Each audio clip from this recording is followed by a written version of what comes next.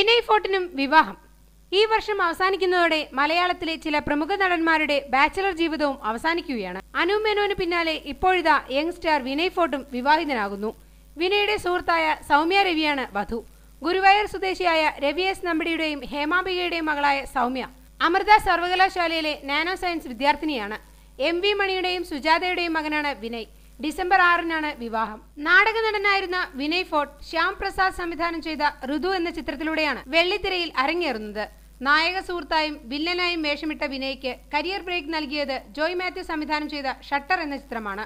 ഇതിൽ വിനയ് അവതരിപ്പിച്ച ഓട്ടോ ഡ്രൈവറുടെ വേഷം ഏറെ ശ്രദ്ധിക്കപ്പെട്ടു. തുടർന്ന് sevens, how old are you ഉൾപ്പെടെ 12ഓളം ചിത്രങ്ങളിൽ വിനയ് വേഷമിട്ടു. സെക്കൻഡ്, റോസാപ്പൂക്കളം, പ്രേമം, ഞാൻ നിന്നോട് കൂടെയുണ്ട് തുടങ്ങിയ ചിത്രങ്ങളിലാണ് വിനയ് ഇപ്പോൾ അഭിനയിച്ചുകൊണ്ടിരിക്കുന്നത്.